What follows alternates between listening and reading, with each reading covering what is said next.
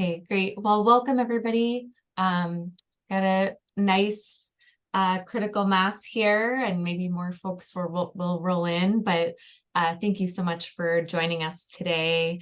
My name is Talia Concrevis, and I'm the Operations and Policy Analyst with the Homeownership Division, and I use she, her pronouns.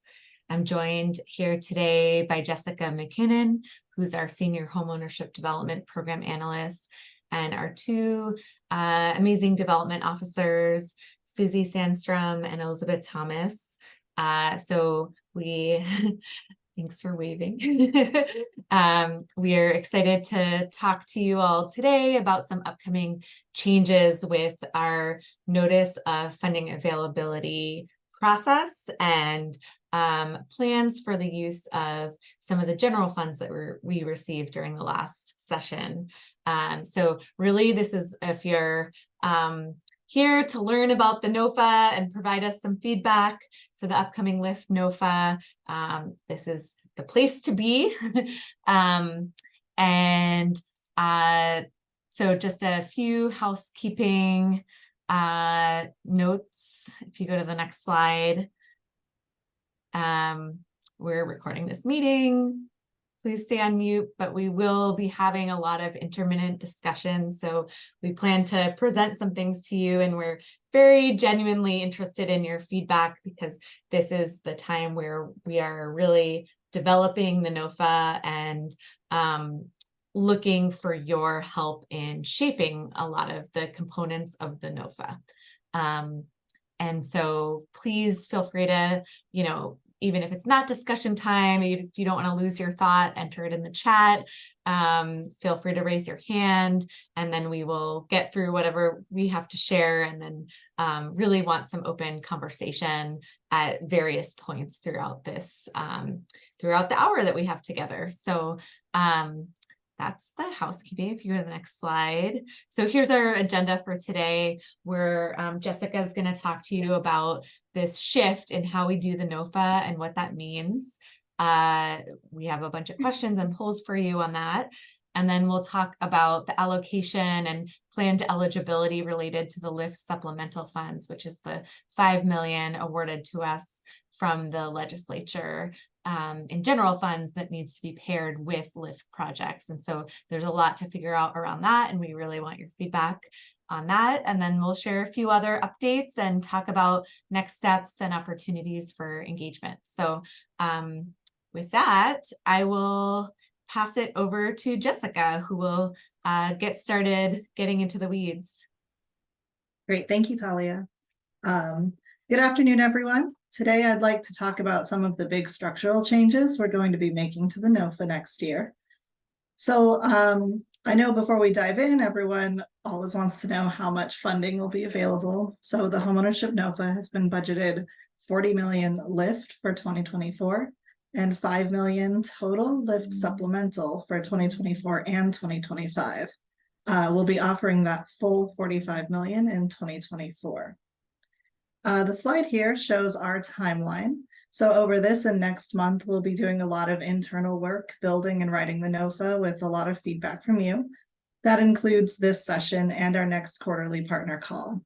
In November and December, we'll get everything finalized and working through our various internal approval processes, and then we'll publish the NOFA in January. Excuse me.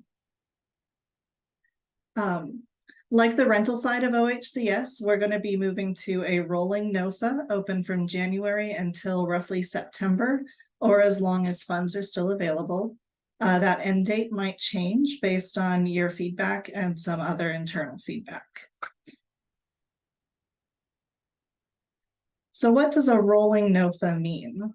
Essentially, it means that instead of a one-time opening where you're competing with all the other entries, we'll open the application period for a much longer period of time. You'll be able to apply at any time during that open NOFA, as long as funds are available. And we'll complete review of applications at least quarterly. The funding will be available first come, first serve to qualifying applicants. And instead of competitive scoring, we'll have a set of mandatory requirements, including some additional readiness criteria that I'll talk through later. and a higher minimum scoring requirement. We'll also be moving to more objective criteria. So theoretically, you should know roughly how you'll score before you apply. Excuse me. This move to a rolling NOFA should bring some additional benefits to the process. First, we'll be able to answer questions and give more direct feedback in this process, since you aren't competing directly with other applicants. Second, if your application doesn't meet the minimum requirements, you don't have to wait a whole year to submit again. We'll be able to go over any issues, and then we can re-review your application each quarter. We'll also have a temporary or soft set aside for certain developers, which I'll also go into more detail a little bit later. With that background explanation out of the way, I'd like to move into some targeted discussion topics. There will be time a little later for more general questions and concerns, but these are just a few topics that I really wanted to get some feedback on. The first is our additional readiness requirements. There's been some growing concern on the time it's taking for our recipients to close on their loans, and then some other issues revolving around timeliness out of our and your control sometimes, like platting, for example. Since the NOFA will be offered most of the year, we're adding some additional readiness requirements, and we will need to be less flexible on extending those closing deadlines moving forward, permitting special circumstances, of course. The first will be the appraisal, specifically so that we can accurately and equitably disperse the funds. This way we won't run into any more issues where the estimate is below the appraisal and you miss out on funds, or where the estimate is above the appraisal and you have to give funds back and redo your pro forma and all of the extra steps with that. In the past, we've allowed zoning to be in progress at application. As we adjust the NOFA timeline, we're also looking to require zoning to be in place at application. I mentioned those subdivision plats. Those are a big cause of delays in this program. We won't be requiring a plat be in place at application, since we also don't require you to own the land. But we are going to include that in the scoring criteria and encourage you to consider some other options to purchase the site, such as the land acquisition program or other financing sources, and at least begin the subdivision process before applying for LIFT funds. Then as we're building out the full scoring criteria, we're also looking for other measures that'll demonstrate that an applicant will be ready to close on the LIFT loan within 6 months. So that's another piece of feedback that we're looking for from you. So with that, I'd like to open it up for feedback on this readiness criteria. I'd love to hear your thoughts on the first 3 bullet points and any additional ideas for other indicators of readiness.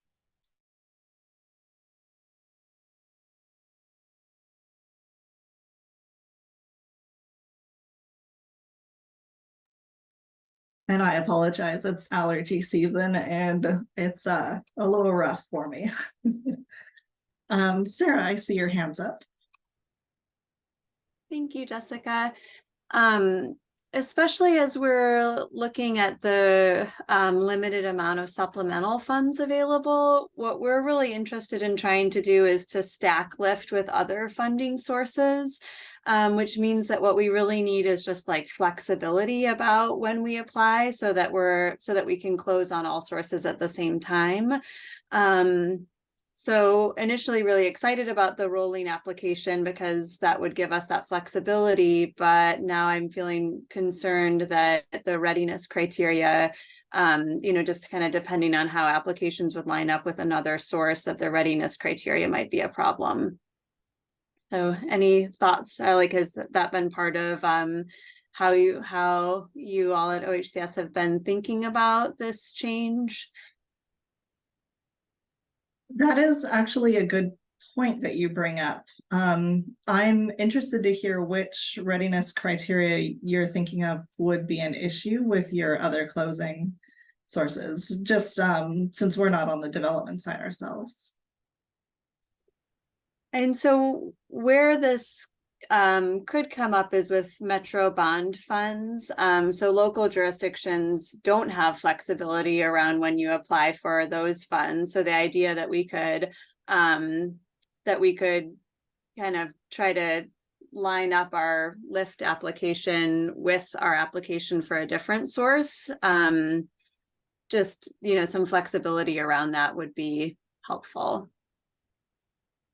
Does that make sense? I don't know if I've totally articulated it correctly. But could you explain that a little more? I guess I don't, like, are there specific things here that you see that would impede your application to another entity? Yeah, I guess I'm not fully understanding.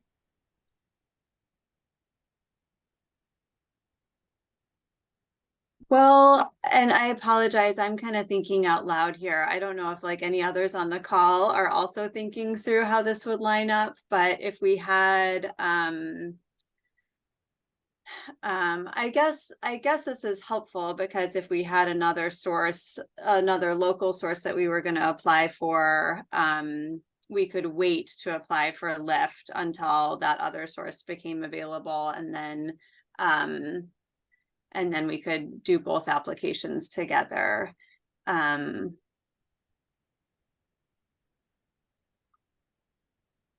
But I just haven't thought through all the possible scenarios, so I'll give me a moment to think privately and maybe Fair. come up with a more In the past, articulated question.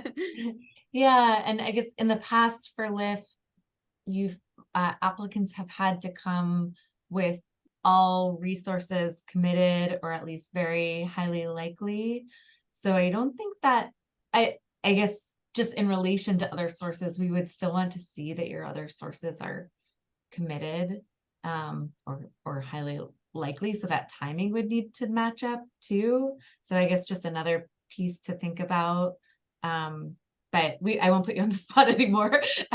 Feel free to chime back in, but I see Karen's hand raised. Thanks, Talia.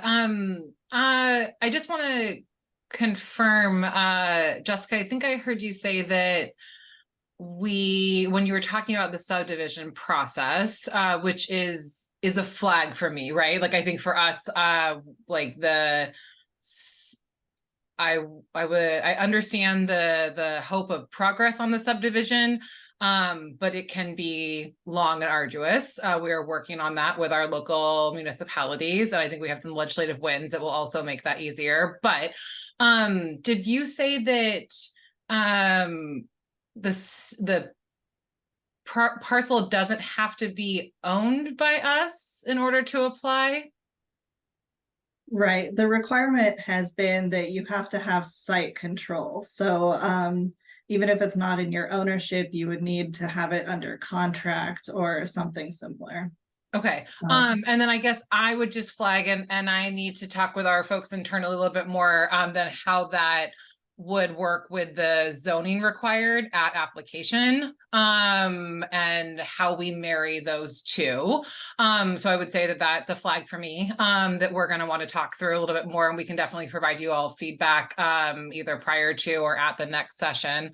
And then my other question right now, and you might be getting to this, so I can hold off, is in the affordable rental calls that you all are doing on that side of the house, there has been a conversation around pre-development support. Should I bring those questions up right now, or should I hold that because that might be a next slide? Oh, go ahead, Talia. Well, we don't have the funding that ARH has for pre-development support, but I would hold that thought for a conversation about the LIFT supplemental grants, because that, we have more flexibility there. So okay. Yeah. Okay, we'll do. Thanks. Thanks. And I did want to note that I am familiar with contingent land purchases and contingent contracts, though I'm not sure what that would look like on your end, but that's what we were considering as we were looking at the zoning piece.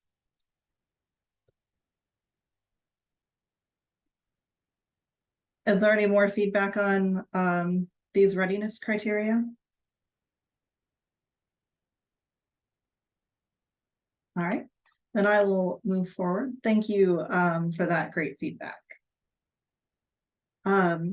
So at our last partner call and in the survey that we sent out to everyone, we talked a little about the varying capacities of different developers, specifically that larger and more urban developers would be at an advantage in a first come first served model, as well as have more opportunities for things like partnerships. We did hear that feedback and we agree. So in the next NOFA, we'll be defining a special category of applicants that'll include small, emerging, and rural developers. Applicants who meet one of these definitions in this category will have a slightly lower minimum score threshold and will also have a temporary soft set aside. That set aside will be 50% of the LIFT funds, which will hold for the first 6 months of the NOFA. After 6 months, any remaining funds will be released to the rest of the applicants. We're hoping to get some of your feedback on the definitions of who qualifies in this category. We have some working definitions on this slide here. So a small developer would have fewer than 5 staff in the listed categories, and would build no more than an average of 6 homes per year. An emerging developer would have built no more than 5 homes for purchase, and the development under consideration would need to be no more than 15 homes to mitigate risk. A rural developer would meet the definition of rural as defined by OHCS. And I should note that that definition is currently under review to include both housing density and population. So we'll keep you updated on that, but we don't see it really making a huge difference. We do have a poll first, and then I'm happy to open this topic for conversation.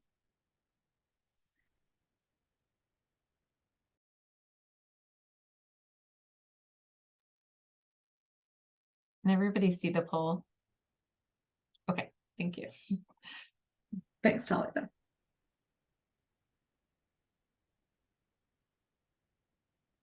Oh, wow, it's 3 questions. I didn't realize that.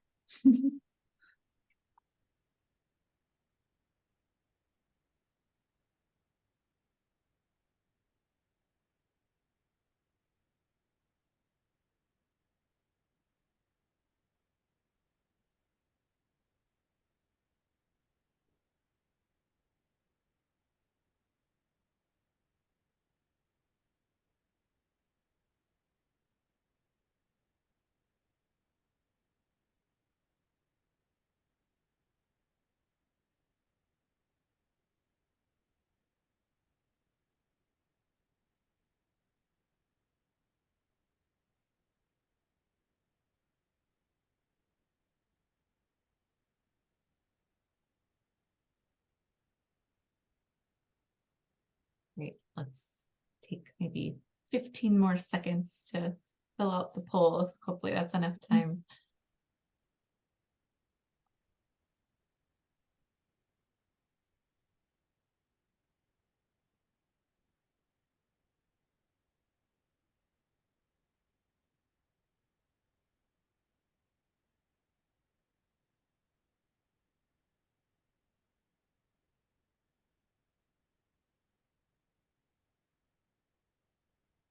Okay, I'm gonna end the poll unless somebody is still thinking and just wants a little bit more time. Okay.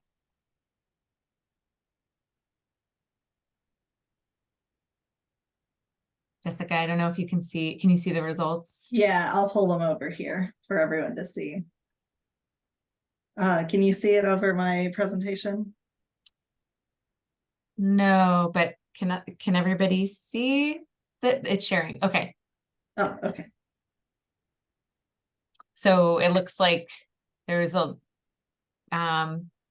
division between slightly more people, 6 homes built, some folks 10 homes built per year for the small developer definition.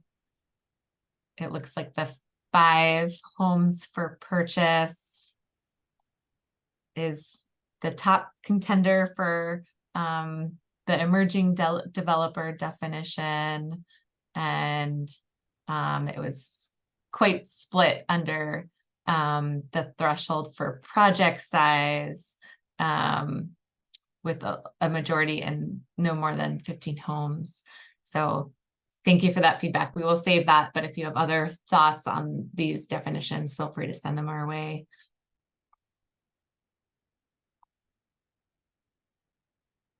Yeah, Karen. Great, thanks. Just a quick point of clarity. Would you need, so are these either ors or are they all ands as far as the definitions go? Like, I guess I'm curious, like if an organization meets the rural threshold, but doesn't meet the other two, would they still be able to be a part of this, or would you have to meet all of them? Yes, you would only need to meet one of the criteria to fit into this. Okay. And then I guess I would have some questions around the, like what the history is, right? So if an organization has done development and has done homeownership development, but then for like things change in their organization, right? So they lose staff and they have a smaller team, or they've scaled back, or there's a period of time when they haven't been doing development, like does it reset at some point? Like what, it says 6 homes a year on average, history of organization, last 5 years, like what, some of those, I think, additional questions about how people fit into this. And then my third piece on this initially would be you say the 50% set aside for just lift funds, or is that would also be lift supplemental? This is just for the lift. Talia will talk about the specifics for lift supplemental a little later. Okay, thanks. And thank you, that's great feedback.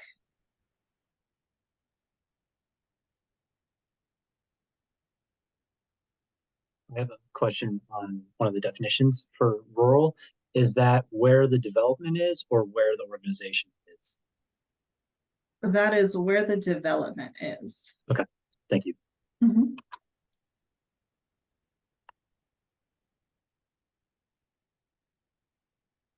Oh, there are actually several things in chat.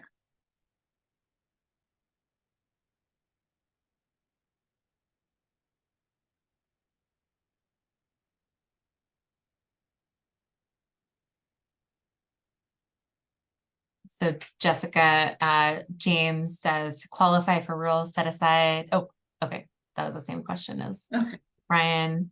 Hopefully that was answered, James. And good idea, Jeremy. Can you explain the rationale behind this proposal? Considerations of population, need, density, proximity of housing to jobs, transportation. Maybe the question is like, how are those being taken into account as well? Or do you want to take that one up, Jessica? Or? I'll take a stab at it, and you can jump in if I don't do a great job. So part of the reason that we want this set aside is because we've received a lot of feedback that these smaller developers or the rural developers would have less of they would be less competitive in a first come, first serve organization. They wouldn't be able to submit their applications right away because of fewer staff, or excuse me. Yeah, fewer staff and fewer opportunities. So we wanted to make sure that we had this bucket so that large urban developers with big 50, 60 unit developments wouldn't eat up all of the funds right away. We wanted to make sure that we had this pool available for the smaller developers who might take a little bit more time to be fully ready to apply. Is that answering the question? Yeah, and I'll just add, and actually Sarah just put this in the chat. Rural communities are named in the LIFT statute, and historically LIFT has had a hard time serving rural projects because they appraise for a very low value.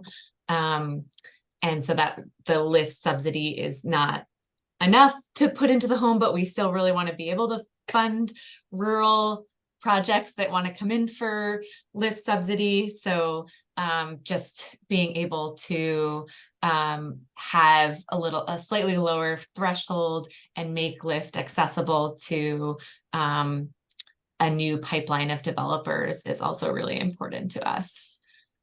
I see a hand from Joseph. Yeah, thanks. This is my first go around with the whole lift cycle, so I don't have a strong sense of like how competitive it is, but I wonder if that set aside is there from the beginning, if it would have the effect of making you know, those of us who do work in the Portland area, it would have the effect of like making that other 50% even more competitive within our application processes, also serving underserved communities. So because instead of like competing for the whole pot, we're just competing for half of it, at least from the start. Sure. So I can respond to that. While we've historically consistently set aside 50%, it's always been a soft set aside. Or sorry, let me rephrase that. While we've regularly set aside 50% for rural communities as our soft set aside, we've never actually had 50% of the funding be rural. We've never had enough applicants competing for that, at least as far as I know. The way that we're planning on using this is, since it's a soft set aside that'll release at the 6-month mark, if that initial 50% of funds is taken up by, say, March or April, and then we'll be waiting until June, that will retroactively apply to the applicants. So if you applied in April and we release the funds in June, you won't have to reapply. We won't need additional applications. We will hold those applications to kind of start cycling the funds into. If that answers your question. Yeah, that's helpful. We're open to other thoughts of how to do this as well. We know, Yeah. you know, it's a lot to, there's a lot of different competing dynamics here. So, but that's been our thinking so far. And I see, Karen, you have your hand raised. Yeah, thanks. I recognize that there's always kind of been that soft set aside, right? So I think we're not opposed by any means to having some formalization around the set aside. I think the devil's in the details, but I guess given Jessica's the comment that you just made, Jessica, about it hasn't actually been utilized, I guess I'm curious if these definitions seem to actually create a pathway for the smaller and emerging agencies, right, developers, or if they're just formalized definitions, but like we're actually not doing enough to support those agencies within capacity or training or whatever is needed to have them be able to compete for these resources. And so that would just be, I guess I'd be curious if the OHCS team has had conversations with some of those smaller or emerging or rural developers to hear directly from them about what they would need. And if this fits us or not. I feel a little bit like, it's not like I work at a, larger white dominant developer. We can be all for this, but is this actually going to get us what those agencies need?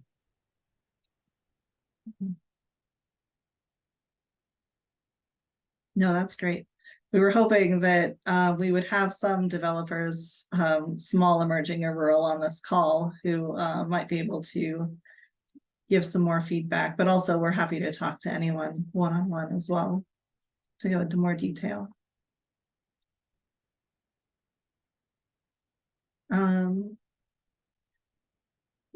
Before I get to other hands, I see Shane posted in chat.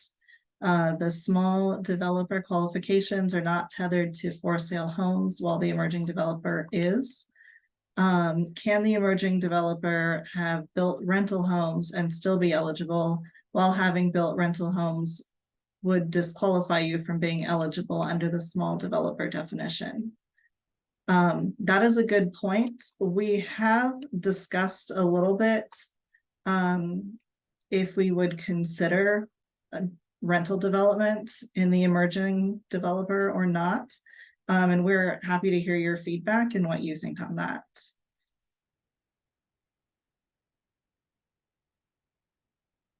And you can put that feedback in the chat if you'd like as well.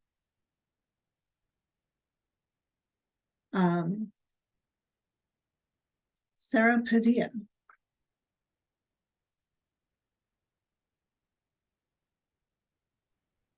Yeah, no, thank you. Yeah, just a couple of things. What I like that the definition of small developer has been updated. I can't recall the exact Habitat affiliate. I'm with Habitat for Humanity of Oregon. But I think that they didn't qualify, not because they built more than 6 homes a year, but because they've been working for 20 years, but they've always been small. So this is not tied to like when the organization is founded in any way? No, not at all. Okay. Okay, great. And then I just will share too, and I know that we've spoken about this. I'm sure people on this call have spoken with Shannon, our executive director, too, has raised this issue, but unfortunately, I'll have to see, but I think that some of our local Habitat affiliates that are serving rural communities may not be able to apply at all, because without the LIFT supplemental funding, their projects won't pencil. Like we had 5 affiliates apply for and receive almost $6 million. And that's just 5 habitats. So I know that's, we'll see how it plays out, and we'll work it to the best that we possibly can. I just think that there might be a reality that some of those organizations may not be able to apply if there aren't sufficient supplemental funding. Great. Yeah, thank you. Sarah Radcliffe, and then I think we'll probably need to move on just to keep timing going. Thanks. The only other consideration that's occurring to me is, so because of the limited availability of supplemental funds, we're thinking LIFT probably won't be a sufficient subsidy to fund a project on its own. So how do we layer that with other funding? And we have a couple of projects that have received or been approved for Metro bond funds. And we were thinking if we could postpone closing on Metro bond funds and apply for LIFT for those projects, that maybe we could look at LIFT more as like gap funding. But if realistically we're going to have to wait until June or July or August to hear on a LIFT application, that's probably too long to delay closing on Metro bond funds. So it's just kind of the timing and alignment of multiple sources. Sure. That's the challenge that's occurring to me. Yeah, that is actually a great transition into our next slide. Which is our review timing. All right. So just to dive right into this, we want to make 3 timing commitments for our open NOFA, our open process, so that you can plan your work around our funding cycles. We do have some tentative dates here on this slide. What this essentially means is that if you have your application in by March 4th, we would plan to have your application to Housing Stability Council by May 3rd. Similarly, if you had your application in between March 4th and June 3rd, or tentatively September 2nd, we would have your applications to the council by August 2nd and November 1st, respectively. And then that June 3rd deadline would be the rough date that the small, emerging, and rural set aside would come available for the rest of the applicants. So, as I said, if we ran out of the 50%, the non-set aside 50% in March, then June 3rd, we would release that and immediately move it back into the first or into the missed applicants between March and June. So there would only be that 1 quarter wait. I also want to add that this is the minimum that we're committing to. We reserve the right to review things more frequently than this, but we don't want to make any promises. So this is our definite commitment. And we're not sure yet how flexible we can be with these dates, but we do want to hear from you if these dates feel good or not. We definitely hear the potential delay on those 50% set asides, but more specifically, we're looking for if there are any major dates for the start of your construction or like the release of the Metro bond funds, things like that. That would be great to consider as we piece this schedule together. I think Talia has another poll for you. Yep. There it is.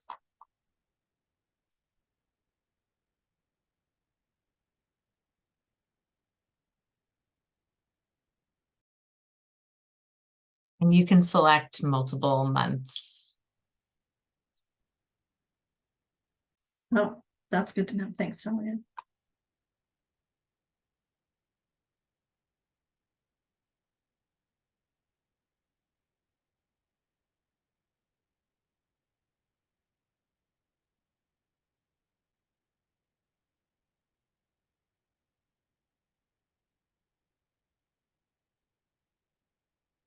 Talia and Jessica, do you all anticipate if this were to be the proposed timing that the NOFA would be released on or about January 1?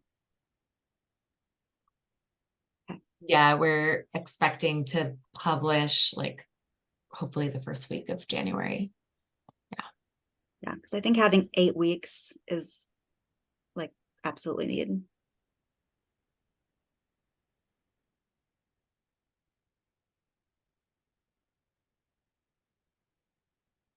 Great. 10 more seconds to click on the months.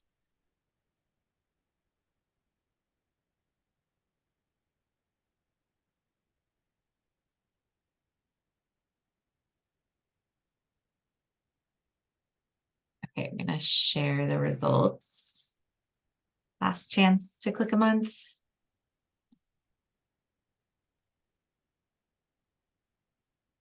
So it looks like March still will be a key time to learn of, or March. Okay, well, March would be a date that you submit by, and then we get back to you. But it sounds like people are still interested in kind of front loading applications and hearing sooner rather than later. So that's really helpful to know. And I think that's helpful for us to know that, you know, we need to adjust our capacity to be doing those reviews earlier rather than later. So thank you. And yeah, feel free to keep sharing information about timing if you have it. Yeah. And it's good to see that a few folks are looking into September, October, and November. So yeah, that's good. All right. And Sarah, I don't think there will be a date before, like as soon as the NOFA is posted, you're welcome to get an application in. I think, you know, we don't want to see a lot of applications, not that this is what you were inferring at all, but we don't want to see a lot of, you know, half completed applications just to get ahead of others, because those won't be considered, you know, as your spot in line won't be held if your application is complete. So just making sure it's a complete quality application. But yes, you can, with this structure, you'll be able to submit at any time. Great. So I don't want to take a lot of time to discuss this one, if there's any really specific dates for your organization, I'd love to hear if you want to send me an email about those specifics. I'd love to discuss that with you just to understand a little better. But I know Talia has a substantial conversation after this, and I need to make time for that. So I guess I'll let Talia, I'll skip my general discussion slide and just let Talia dive into talking about lift supplemental, and then we'll just have a big conversation once we're done, if we need to. And I just, going back to that other question, I just want to note that we will commit to keeping our website up to date with the availability of funds so that you know how quickly they are going. And then also everybody will be able to see approvals that are going, or recommendations that are going through Housing Stability Council, which meets monthly. So as you all know, we received 5 million in LIFT supplemental funds compared to, we had about 40 million divided up in different categories last year. So that's a huge decrease, but last year was also the first time that we ever had those funds. And LIFT had been operating without those funds before. So it's somewhat of a back to the old way, but with some supplemental. And we know that all projects need extra money and could use the supplemental, but also that this 5 million is going to go really quickly if we didn't prioritize its use. And so we're looking to really create some solid criteria for equitably distributing the funds. Our goals are to incentivize rural development. As we've spoken about, those projects have a really hard time getting sufficient funding, especially through our LIFT program. Support development led by Black, Indigenous, and people of color communities, and again, make sure not too much is going to one organization, that we're spreading the pot of funds so that it's having impact across the state and supporting projects led by different developers. So right now we're thinking, and this is all very much in proposal, so please chime in with thoughts. The eligible applicants will be culturally specific organizations, with the caveat that we are still not sure whether that's legally allowed to have that as an eligibility criteria. So we're getting opinion on that. I think things are, we've had difficulty making that a eligibility criteria based on the definition that we're using in the past. So we will see about that. And then qualifying rural, small, and emerging developers. So using the same definitions that Jessica already talked through, or whatever we land on for those. And then first-time LIFT applicants to encourage new entrants into the LIFT field. So those would be, you only need to meet one of those criteria to be eligible. And then we are also thinking about this as having caps to be able to really spread the resources around. So for, again, if we're allowed to have specific eligibility for culturally specific organizations, then, and we would have a cap that's specific to CSOs and rural applicants. And so that would be a $50K per unit cap, with a total amount per entity up to $750,000. So that's 15% of all the funds available. And then for all other applicants, so that would be those small, emerging, first-time LIFT applicants, a $30K per unit cap, or per home cap is a better way of saying it, up to $600,000 per entity total, spread across all of their applications. And same for the one above, so 12% of all funds. And then this finalized criteria, whatever we land on, would be, if it goes unused, it would be reassessed at the 6-month mark. We would probably come back to you all with to get some feedback on how we can get this out quicker and to developers and projects that need the extra subsidy.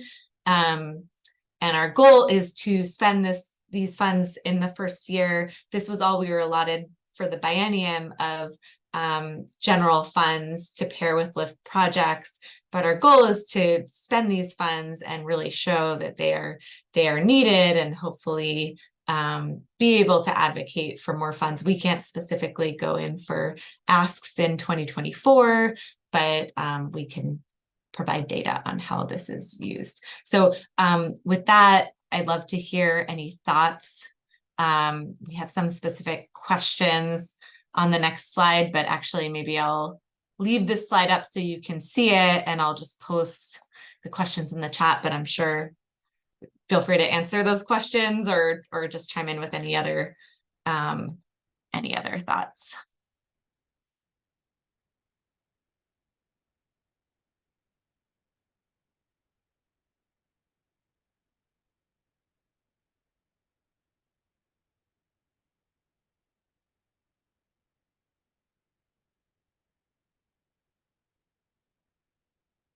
Well, yeah, I guess I just want to make sure I'm understanding this correctly. So if in June of 24, much like the 50% set aside that we just talked about on LIFT funds, if these haven't been allocated, then that's when it sounds like you all would want to reconvene a group of developers to say, why not? Or would it be that there is a change to putting these funds towards other projects that are waiting for funding decisions or have had funding decisions over the previous 6 months? I think, or maybe any of the all of the above. Yeah. Okay. I think we would specifically, first we would go to organizations that meet this criteria and, try to better understand why this isn't working for them. And some of it might be, to Sarah's point, that it's just, and to your point, Karen, about like, we need to have more kind of that before LIFT pipeline support, which we don't have right now. But yeah, we'd want to hear from them and then kind of go back to the drawing board with people's feedback. Okay, great. Thanks.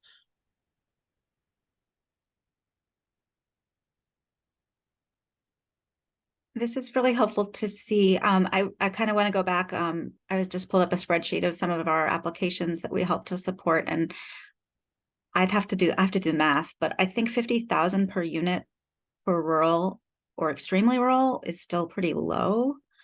But I'm going to play around with those figures, and I'd be happy to provide some more feedback.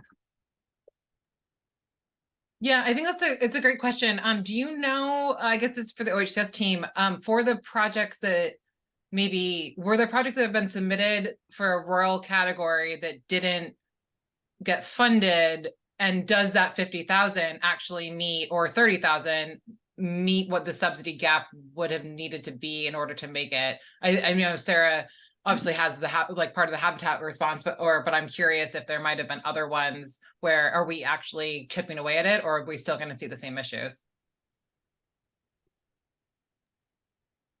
Yeah, that's a great question. I don't know if we have that, like we have the data on how much LIFT supplemental each rural applicant received and qualified for last year. So that could be some good benchmark data for us.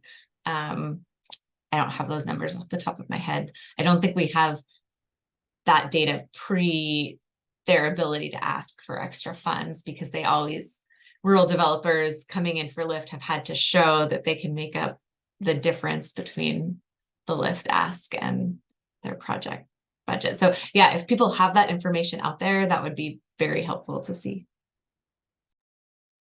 I think for us, we can run a couple of our potential projects in the more rural areas and maybe get you that information if that would have changed the scenario for us.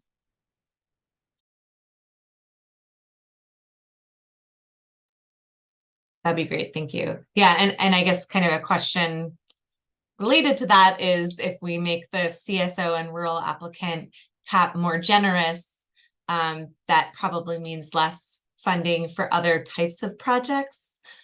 So it's all kind of a balance. So any thoughts on that from folks on the line?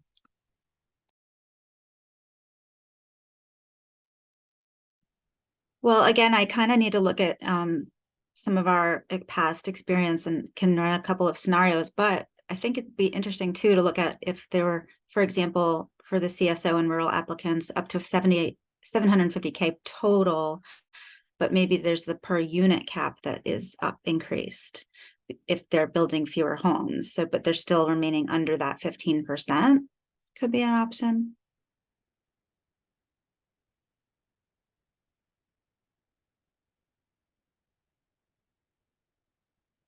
I would say from a advocate side, my hope is that what we're just continuing to do is build and increase the pot of supplemental funds, right? So like I mean, I appreciate your question around fairness, Talia, but I think it's less a question about fairness. It feels as though like these are, statewide housing plan goals. They are goals of developers across the board, right? We want to see additional homes for ownership in rural communities led by BIPOC organizations. And so like from the Dev Northwest perspective, we would definitely support the encouragement of those projects and those developers. And my hope is that, in 2 years, we're having a different conversation because we were able to get additional supplemental funds or another source that really just increases the pie across the board. So I think that, and what it sounds like, we're hearing from the OHS team is like, some proposals around some of this criterion, but also a willingness to continue to engage as it unfolds. And so we can have real-time lessons learned and think about how some of these stay or maybe how they adjust in the future as pots of money grow. Yeah, absolutely. Well, we have a few more slides. Please let us know if you have any other thoughts on this specifically. Well, the next time we all meet, we're having another engagement session October 10th. So we hope to have this somewhat finalized to show you. So please get us any feedback before then. Jessica, if you don't mind going to the next slide, or the next one after that. Okay, so just a few other program updates. We're just working to make our policies and procedures just more accessible to you all and consistent on the website. So just know that soon we will be posting just some guidance around draws and eligible expenses. Nothing changing, just want to make sure everybody is seeing the same thing, and policy around vertical integration of general contractors. So we will alert you all when that's up. We also have received a few requests from LIFT borrowers about inquiring about the ability to transfer the LIFT loan post-construction to a different entity that still qualifies for LIFT. We have heard from our DOJ that is acceptable. So if anybody is interested in exploring this as an option, say you work with a steward, someone that's going to steward the properties in perpetuity, and your entity is just acting as a developer, as long as the stewardship entity is eligible, that could be a allowable transfer of the LIFT loan. So if that's not relevant to you, don't worry about it. But do let us know if this is something that you want to explore.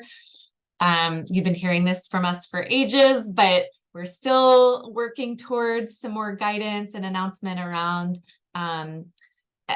the ability for a LIFT property to be eligible for a Fannie or Freddie qualifying mortgage. So just we're hoping to have that guidance by the end of the year. And then this is going to be a really, really quick well, actually, before we go into this conversation, Jessica, do you mind going to the next slide, and then we can circle back for the last 2 minutes? So the next time we all meet, our goal is to talk about, is to show you what we've come up with this LIFT supplemental criteria. We also have DOE, Department of Energy, coming to talk about solar rebate opportunities.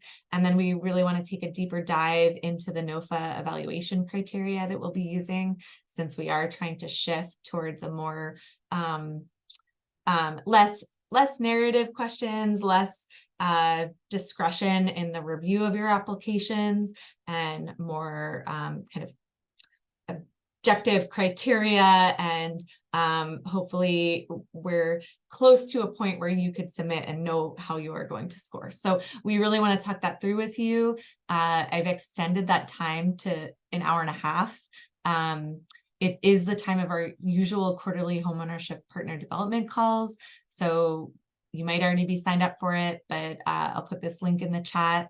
And then we're also, in response to a lot of conversation at other meetings, we would like to convene a lender panel of lenders or organizations that are partnering with credit unions or other institutions that offer mortgage products for people with an individual taxpayer identification number, ITIN.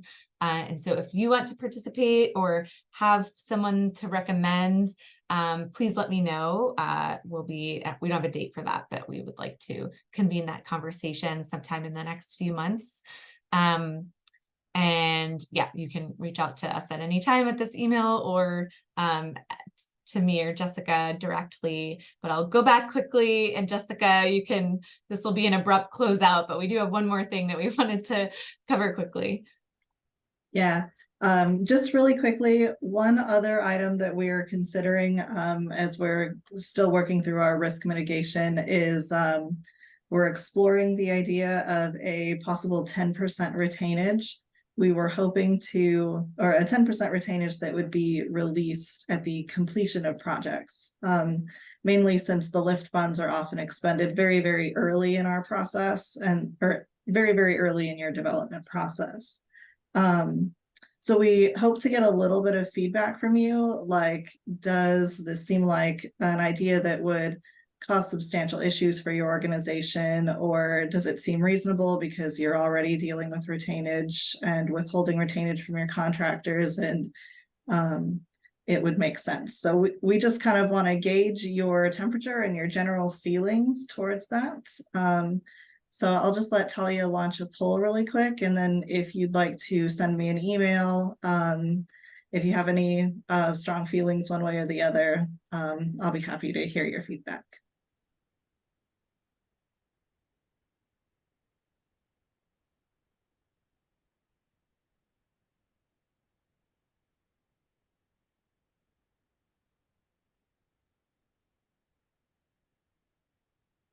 And while everyone's working on that poll, I guess we don't need to keep you for the full poll response if you need to head out for another meeting or something. So if you are just about to hop out, thank you all for attending. We were so glad to have such a good conversation today, and appreciate your partnership and all of the work you put into helping make our program great.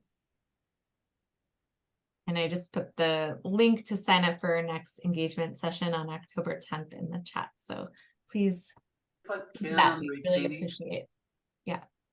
I'm sorry. If I can, on the retainage piece, since we don't have a lot of developers here today, I think that depends a lot on who we work with. For people in the Portland metro area that might be working with larger developers, or in some cases smaller upcoming developers, that retainage piece might create a complication. But if we're working with a larger contractor, they can probably float it. So we have both answers at the same time. Yes, it would create a project financing complication, and yes, it makes sense. It would be easy to implement with another contractor. So it's a multi-tiered. No, that makes sense. Thank you. Yeah.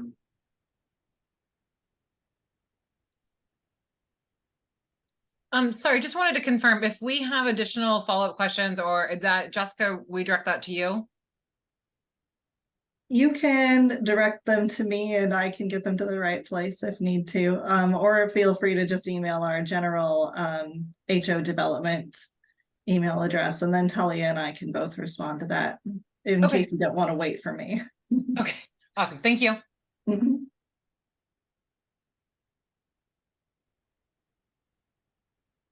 Thanks, everyone. We'll just hang around here for a bit.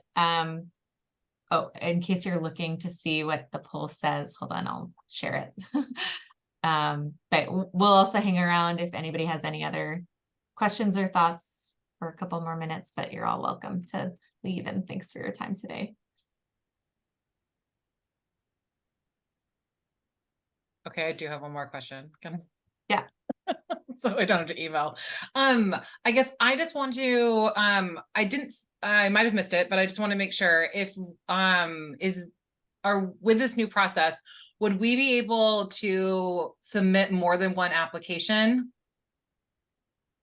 for different projects, right? Like I know we've done like scattered site before, but in this new process, if we had 2 or 3 projects that we wanted to submit throughout these different review periods, would that be fine to OHCS?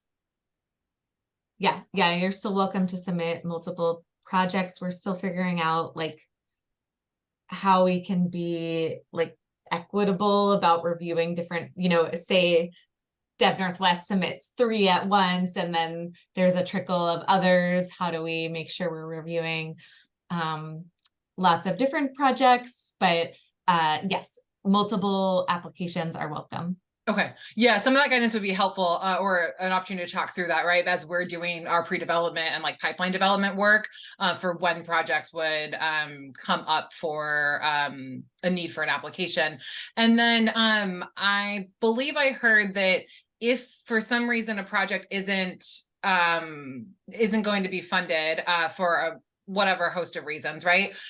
You guys will now, because it's not a direct competition, you guys will have the opportunity to be working with that developer on that project. So if there is something that we need to change or we adjust and we kind of resubmit that, will that be a whole new resubmission application, or will we be able to fix parts and pieces, and potentially you would just hold it for that to be substantially complete to fund in another review period? Yeah, since we will already have completed the review for most of it, hopefully, we would be looking at the needed change. We would be able to provide some substantial feedback on what needs to be changed and what we need to see. And then you would be able to resubmit. I think we would probably have a limit to how many times an application can be resubmitted before it is just not funded.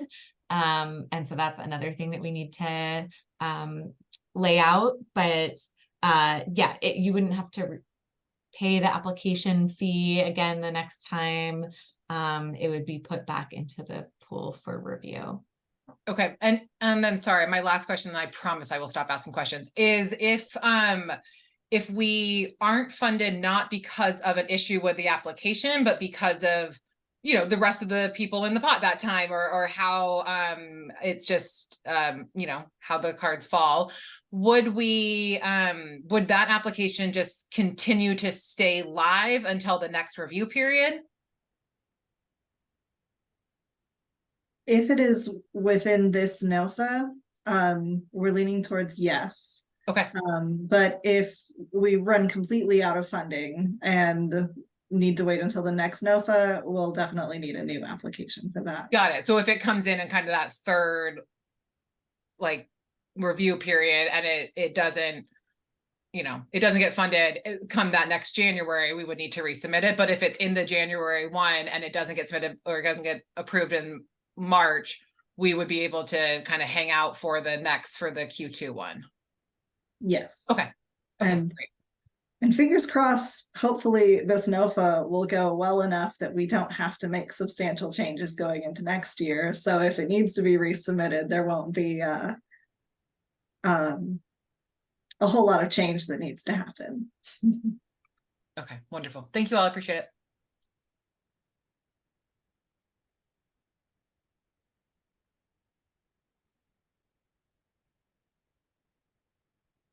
Any other questions for the good of the order? Okay, well, thank you, everyone. Thanks for attending. You know how to reach us if, or hopefully you know how to reach us. If you have further thoughts or questions, I'll just put that email again in the chat. And we will hopefully see you in October for another round of feedback and information. Have a good one.